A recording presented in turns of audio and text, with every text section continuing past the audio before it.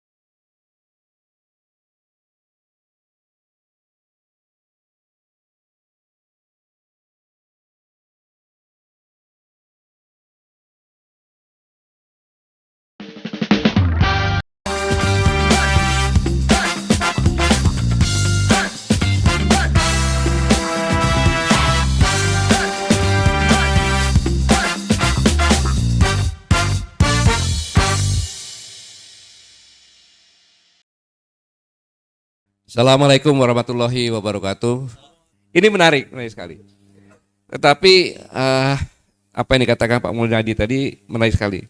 Bahwa keunggulan demokrasi terletak pada kekuasaan yang beroperasi pada penguasa yang diberikan legitimasi dan kekuasaan oleh rakyat. Ya kan gitu kan? Lewat pemilu tadi. Sedikit saya ingin menjelaskan kepada seluruh rakyat Indonesia bahwa pada tanggal 17 Agustus 1945 proklamasi kemerdekaan, Bung Karno mengatakan kami bangsa Indonesia. Dengan ini menyatakan kemerdekaannya. Belum ada negara waktu itu, Bung. Jadi sekumpulan rakyat yang mempunyai cita-cita yang sama, tujuan yang sama, atau sekumpulan rakyat yang mempunyai cita-cita yang sama untuk ke depan bersama-sama, itulah bangsa. Bung Karno mengatakan seperti itu. Berarti yang memerdekakan ini adalah bangsa. Pada saat itu ada orang Indonesia asli, ada Arab, ada Cina, ada Pakistan, ada India, dan lain-lain sebagainya. Yang pada saat itu juga ikut. Itu. Maka dengan proklamasi itu kita punya ciri khas nantinya sebagai negara pribumi. Karena sebagai anak bangsa yang memerdekakan. Kita buktikan bahwa dalam waktu yang sesingkat-singkatnya, sehingga keesokan harinya, kita mulai membentuk suatu negara. Dengan tugas yang diberikan untuk bangsa. Yaitu tugas pemerintah melindungi segenap bangsa. Jadi pemerintahan yang ada itu tugasnya melindungi segenap bangsa. Bukan mencerderai, bukan menghukum, bahkan membunuh bangsa. Ini perintah konstitusi tertinggi loh. Pada preambulum, pada pembukaan. Melindungi segenap bangsa dan melindungi tumpah darah. Tumpah darah itu tempat bangsanya atau rakyatnya tinggal. Ada udaranya, ada daratannya, ada dalamnya daratannya, ada permukaan laut, ada lautnya, ada dasar laut. Semua yang ada ini perlu dilindungi. Untuk si bangsa ini, rakyat ini. Dan mensejahterakan rakyatnya, mencerdaskan rakyat. Ini perintah konstitusi tertinggi nih. Jadi kalau kita lihat pemerintahan yang ada, siapapun itu, Cukup tolak ukurnya ini. Nah ini akan ada sangkut pautnya dengan yang tadi. Sehingga penolakan agenda perpanjangan masa jabatan presiden nggak perlu kita bicarakan lagi. Tetapi yang jelas bahwa ada indikasi orang sekeliling presiden justru mengkhianati presiden. Tidak mungkin seorang presiden tidak tahu. Kan gitu, mengkhianati presiden dengan mengojok-ngojok ya, perpanjangan ataupun 3 periode. Bahkan orang-orang dekatnya, ada menteri, ada kepala lembaga negara, ada kumpulan rakyat yang non-demokrasi tadi. Tujuannya apa? Menjatuhkan presiden. Mengapa? Tadi dikatakan, undang-undang sudah mengatakan. Jadi kalau seorang presiden mau dengan alasan apapun juga, dia menjabat lagi, melanggar dari undang-undang, maka rakyat bisa mengusirnya. Jadi orang-orang tadi sebenarnya akan mendorong presiden ke jurang. Ini kan kurang ajar. Ini kan kurang ajar. Jadi sengaja didorong itu. Jangan dikira baik-baik itu. Bukan. Karena jelas, konstitusi kita jelas bahwa legitimasi itu lewat pemilu. Dan ini pun dilakukan uji coba oleh orang dekatnya. Dengan membuat undang-undang yang berdasarkan undang-undang, sehingga apa yang dilakukan Menteri Dalam Negeri dengan menunjuk PLT itu tidak melanggar undang-undang. Karena undang-undang mengatakan itu, tapi undang-undang yang ada itu melanggar undang-undang yang ada. Lalu pertanyaannya, kenapa tidak ke Mahkamah Konstitusi? Karena teori raja-raja dulu di Nusantara, apabila ada pertentangan, maka yang dilakukan 3 tahap. Dengan ujung lidah dulu. Setelah tidak mampu dengan ujung lidah, maaf, ini bukan jorok, tapi dengan ujung kemaluan, yaitu perkawinan. Selanjutnya baru ujung badi atau ujung pisau. Itu Raja dan Nusantara, tahapannya seperti itu. Maka dengan ujung lidah dikasih tahu bahwa perpanjangan hakim di Mahkamah Konstitusi dinaikkan kan? Benar nggak? Berapa? Ya, hampir 70 tahun. Pakar hukum tata negara nyampaikan nih. Jadi ditawarin seperti itu. Selanjutnya dengan perkawinan tadi, ujung badinya mungkin cuma ancaman. Mungkin. Apa yang bisa diharapkan? Jelas undang-undang yang ada itu dimasukkan ke Mahkamah Konstitusi untuk melihat bertentangan enggak dengan undang-undang yang paling atas kan? Begitu enggak? Maka sebenarnya mudah pisau analisisnya di pembukaan Undang-Undang Dasar 45 saja. Yang saya katakan tadi. Melindungi segala bangsa dan segalanya, Pancasila dan Undang-Undang Dasar 45. Bertentangan itu selesai. Maka tadi dikatakan bahwa PT 20% itu melanggar kan? Alasannya macam-macam. Yang lainnya frustasi. Makanya kalau kita lihat yang terbaru sekarang ini, tadi di tempat yang sangat mulia di DPR, pada saat sidang paripurna ya, untuk mengesahkan ada seorang kader Partai PKS menyampaikan pendapat, minta 3 menit pun tidak dikasih. Bayangkan, di ruang yang sangat terhormat, salah satu ketua DPR tidak memberi waktu 3 menit untuk menyampaikan pendapat, padahal dia wakil rakyat. Dia menyampaikan suara rakyat. Jadi udah terbalik-balik ini. Terus pernyataannya silahkan ke Mahkamah Konstitusi, itu kan biasa saja. Terus mau ngomong apa lagi di sini? Yang jelas dengan seperti ini, apalah artinya kemerdekaan tanpa kedaulatan? Puisinya Bang Pasari tadi. Apalah artinya? Bilang kita merdeka? Tidak merdeka kita. Bahkan dijajah dengan lebih sistematis. Ya karena undang-undang itu tadi. Semuanya.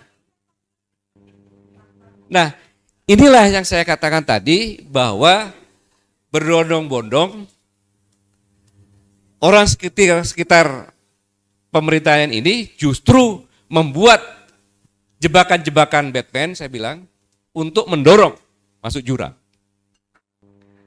Bayangkan, alasan tadi yang dikatakan. Saya lalu teringat pada saat 10 Maret 2014 ketika saya memberikan kuliah umum di Universitas Indonesia. Itu dihadiri 5.000 orang lebih karena mahasiswa baru maupun sarjana juga.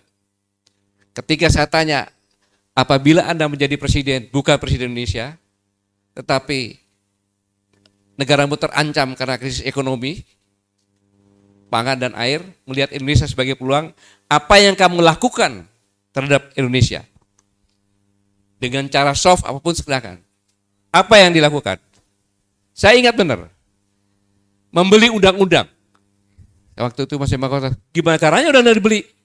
Jawaban mahasiswa sedikit mengejek, alah Pangkostrat pura-pura nggak tahu. Pada itu saya masih Pangkostrat. Di DPR itu kan ada beberapa komisi, satu komisi kan nggak lebih dari 70 orang. Untuk kepentingan negara, itu kecil. 100-200 miliar itu kecil. Kita masukkan undang-undang. Itulah yang terjadi. Karena dengan kita masuk undang-undang, kita bisa masuk secara legal. Dengan cara apapun juga ide-ide yang kita lakukan. Dan ini semuanya terjadi. Tidak masuk logika sebagai negara pribumi, sebagai bangsa yang menyatakan kemerdekaan, lahir undang-undang ini. RUU KUHP menjadi KUHP. Tidak mungkin. Undang-undang kan untuk melindungi rakyatnya. Tetapi ini terbalik. Justru melindungi penguasa. Kembali kepada teori Pak Mulyadi lagi. Apabila pemimpin dipilih dengan pemilu yang tidak legalitas, ya kan, maka dia akan tidak dapat legalitas dari rakyatnya dan dia akan berusaha untuk melindungi dia dengan cara undang-undang yang ada. Ini saya mengambil intisari dari pelajaran yang disampaikan Pak Mulyadi. Ini yang sangat berbahaya. Ini sangat berbahaya. Sehingga alasan tadi disampaikan Bang Mas Edi Masari tadi. Ini yang saya katakan tadi, anak-anak UI menyampaikan seperti ini. Sehingga kejadian sekarang ini pasti ada invisible hand dari negara luar untuk bekerja secara sistematis. Dan berjalan sangat panjang. Lewat liberalisme bisa menyembuhkan komunisme. Itulah musuh dari negara pribumi. Teori Pak Mulyadi juga itu. Kan gitu. Kalau politik, kan, liberalisme itu demokrasi, gitu ya kan. Kalau ekonomi dengan persoalan liberal itu kapitalis. Kalau sosial, apa? Ya, individualisme. Inilah yang dibentuk sekarang ini. Maka lahirlah oligarki politik, oligarki sosial, oligarki ekonomi. Oligarki ekonomi bekerja sangat luar biasa. Sangat luar biasa. Pertahanan dari suatu negara yang rakyatnya banyak. Apa coba? Yang paling hakiki. Di negara yang penduduknya banyak. Adalah ketahanan pangan. Itu dirusak. Sangat sistematis. Bayangkan. Kalau kita bisa membuat peneliti dari padi saja. Yang kita teliti, kemudian kita buat padi ini begitu tumbuh, nanti bibitnya bisa diambil dari padi yang ada lagi, yang unggulan, dijadikan bibit lagi. Itu pasti dipermasalahkan. Dengan alasan vegetarian dan segala macam lah alasannya. Maka sekarang hampir tidak ada, kecuali daerah-daerah terpencil. Semua bibit harus beli. Itu adalah suatu kesalahan besar dari suatu negara agraria. Bibit harus beli, karena bibit yang ada sekarang ini, mau PR, mau segala macam, begitu ditanam, tumbuh diambil lagi, dia tumbuh tapi nggak bisa berbuah. Ini bunuh diri. Dan kita harus beli dari luar. Yang kedua, dulu tidak ada namanya pupuk-pupuk non-organik, semuanya organik. Karena pupuk non-organik ini merusak hara tanah. Sehingga terjadi sekarang ini, saya meneliti ke daerah Jawa Tengah, saya melihat semua padi tidak semuanya 100% ditanamin. Saya bertanya kepada teman saya, punya 16 hektar. Dan tempatmu gimana? Cuma 6 hektar yang saya tanam untuk saya sendiri. Kenapa? Kalau kita akan nanam beneran, kita beli bibit, kemudian beli pupuk, pasti kita akan rugi. Sehingga impor beras akan selalu datang. Ini persiapan impor lagi, kalau enggak kita akan kekurangan, alasannya demikian. Bahkan lebih mengerikan lagi, kalau mau jujur kepala Bulog, berapa beras yang busuk? Tolong tanyakan. Ini sangat berbahaya. Nah, dalam kondisi seperti ini, kita ingat bahwa Ibu Menteri Keuangan mengatakan bahwa tahun depan akan terjadi krisis pangan, kan? Presiden juga menyampaikan seperti itu, kan? Gitu. Seandainya itu terjadi, seperti disampaikan, semuanya kelaparan, kemudian ada, misalnya bulan Maret itu ada apa? Perkumpulan para bupati wali kota, Musrenbang. Tinggal ditanya, para bupati bagaimana kondisi rakyatmu? Wali kota berapa? Dan kurang lebih nanti saatnya setelah 51% lah, itu semuanya PLT. Dia mengatakan rakyat saya susah Pak, kelaparan Pak. Apa dikatakan Pak Mulyadi tadi? Mulyadi satunya lagi maksudnya.